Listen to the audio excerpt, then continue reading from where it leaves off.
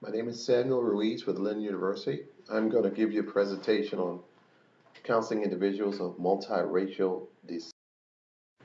And during this presentation, I will define the characteristics, strengths, and challenges of the multiracial per population, and also the clinical research and implications of the group, and also lastly, counselors and psychologists' role in advocacy of this group.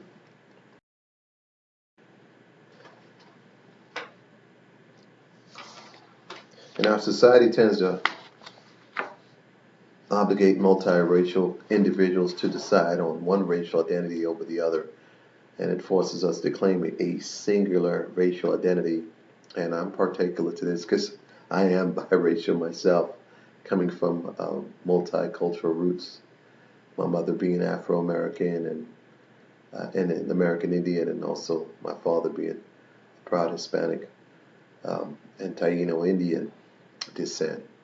So when I define this multicultural, it refers to a person whose parents are of two different racial backgrounds, and also used to refer to families that consist of one parent of one racial or ethnic background who adopt children of different racial and ethnic groups. You see it all the time.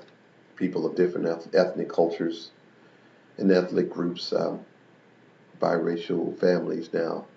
And if you have anything like a biological parent who has a biracial heritage or a combination of European, Indian, African root or ancestry, or both of them, you're considered multiracial.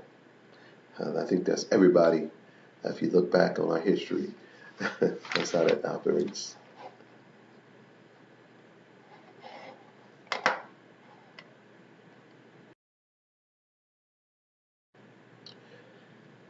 And on our racial identities in the U.S., the racial categories are only African American, Asian, Latino, white.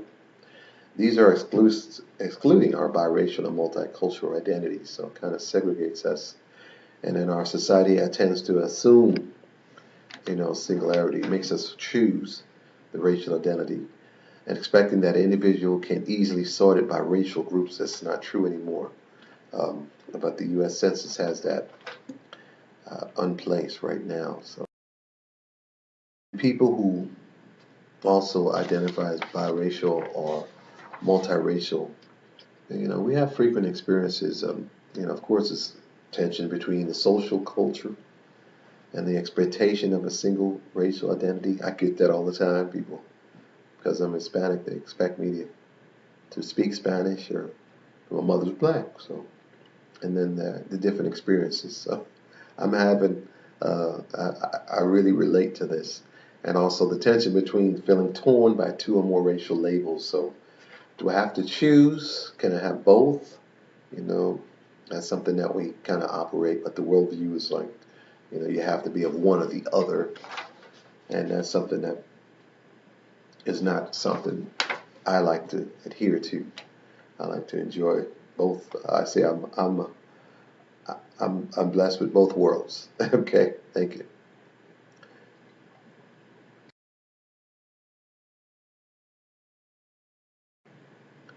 And a little bit of facts on the biracial boom. It started in 1967. Um, seemed like after the anti-miscegenation, wow, that's the word, was repealed. Um, so that was a repealed issue in the U.S. and then had a rapid increase of interracial marriages. So, and the result for that is biracial families. Right now, to this day, it's like 1 in 7 marriages um, are biracial.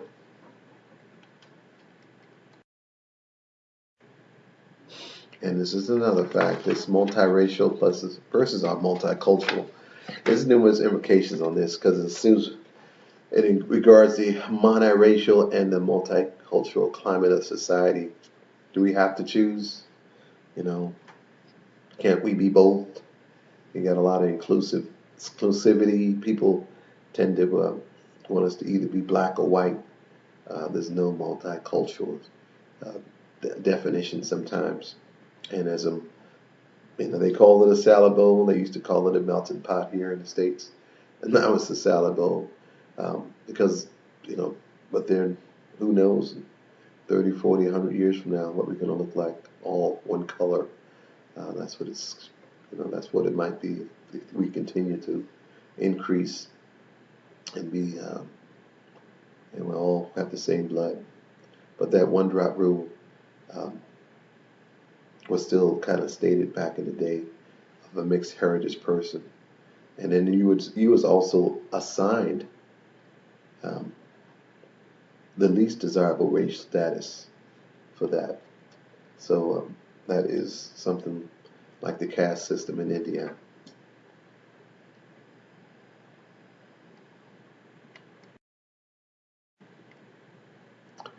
And these are some of the attitudes of our children here. Biracial children are mainly influenced by the parents, the teachers, peers, and extended family, all who play a major role in facilitating that child's acceptance and the pride of his or her racial identity.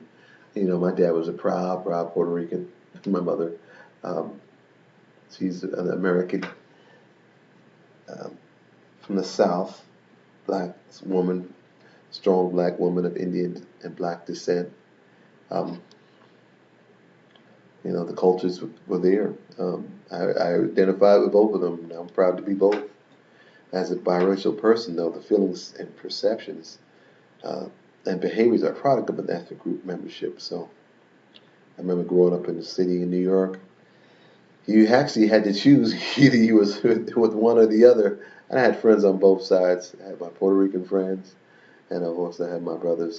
Um, so I was in that middle stage, and that was the back part of that culture society at the time.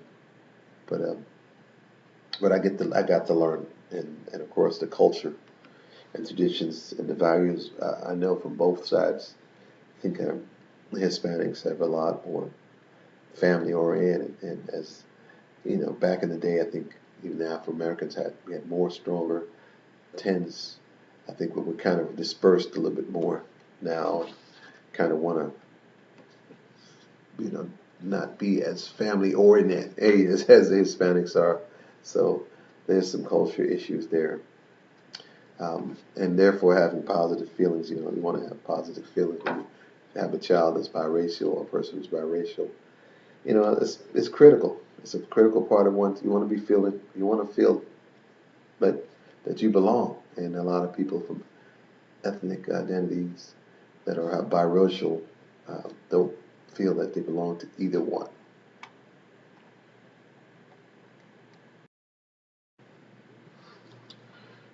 In societies that fail to acknowledge their ethnic and racial backgrounds, the clinical and research implications are stating that the biracial children often struggle as an attempt to merge their dual heritage without compromising either one.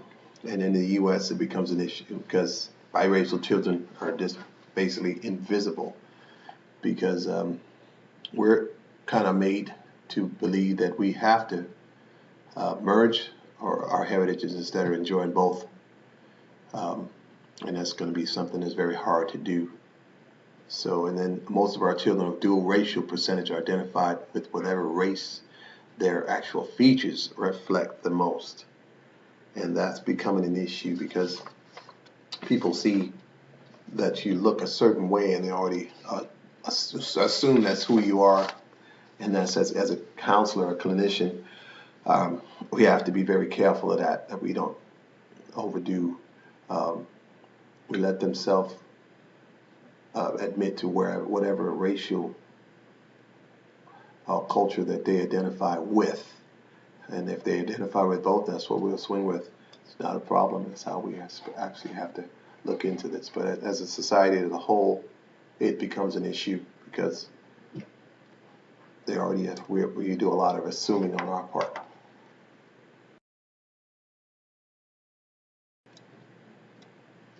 Only since the 1967 Supreme Court decision that ruled that the anti-misappropriation miscegenation laws were unconstitutional.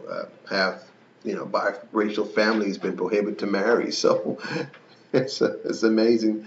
Going back to that, right now, just history is needed to replace the use of those stereotypes of the cultures and the ancestries that kind of kept us segregated, and understand that there's the multi-ethnicity um, is a new design, but it's a design that we have to look into and more study, by doing empirical investigations and just interpret those findings. And we need to interpret, we need to tailor some programs that are set right for the biracial individual, and some of the interventions that may go along with that. That has to be documented, and part of that is just you got to adapt some theories just to understand and explain those things, and the development of how multi-ethnic families across the lifespan are going to start developing, because we're living in that.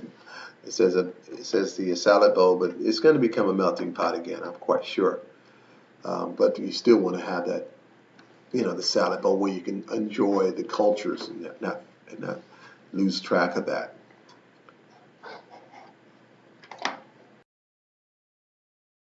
And as we become more diverse, like I explained earlier, it's important that multicultural, multiracial counseling is not overlooked, because or just identify that person by what they look like on the outside, because what they act like on the inside. Like, people hear me speak and they're like, "Oh, he's a black guy," or sometimes they hear me speak, depending on how I'm speaking, that can be considered.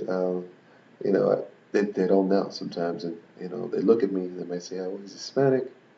Then when they start speaking to me, it's like, "No, where are you from?" And on both sides of the house, you can get ostracized because of how you speak or how you talk, or the dialect, or where you're from, or just your color. It's just a lot of things going on. So that's just part of our counseling degree that we need to be aware of. That people of multicultural individuals, they should be allowed just to choose, because after they've experienced it all, they have an opportunity to explore the dual heritages, because that's what we should be able to do. Whatever terms they use, that's what we kind of want to identify them with, and that's how we're going to use, and that's what we're going to, we're going to administer, give them the helps that they need, based on that self-identification. And of course, it's a large part based on its ethnic and racial identity, because our multiracial individuals, for them to be psychologically well, it's going to cost, it's going to come in, they have to start identifying at an early years. So, when they're younger, if they could, it's just like the melting pot. We were growing up in a tolerant age, tolerance of bisexuals and all this, but the multiracial is kind of like have been overlooked, and that's a big issue right now. Um, not just if Johnny wants to wear a dress, that's something. That's another story. That's what we're dealing with too in society. Um, but I think this is a deep issue because I was part of this, and I know my children will be, and I'm looking for counselors and practitioners that are able to help in this area.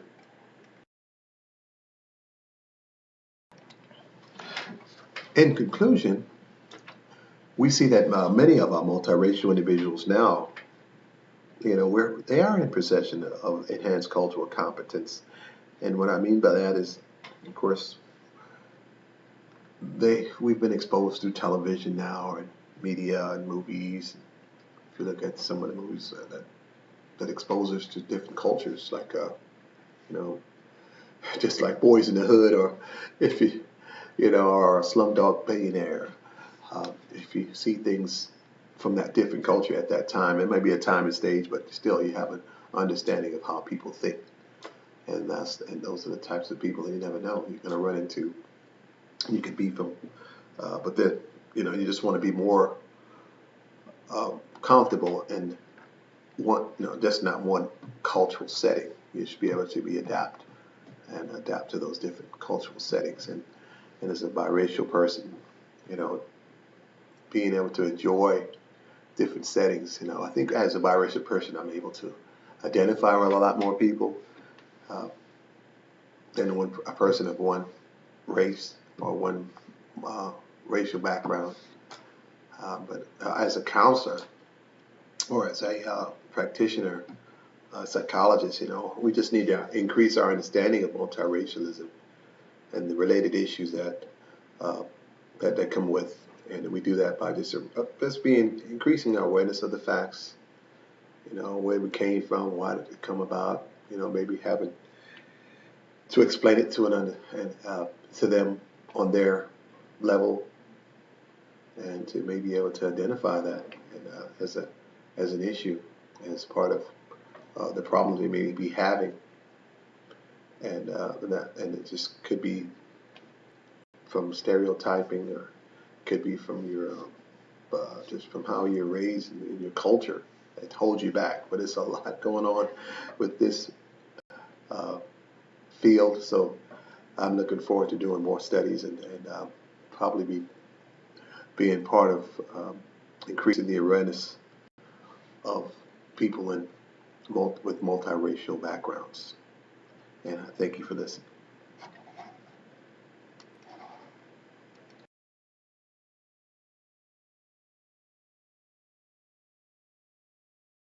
And last but not least,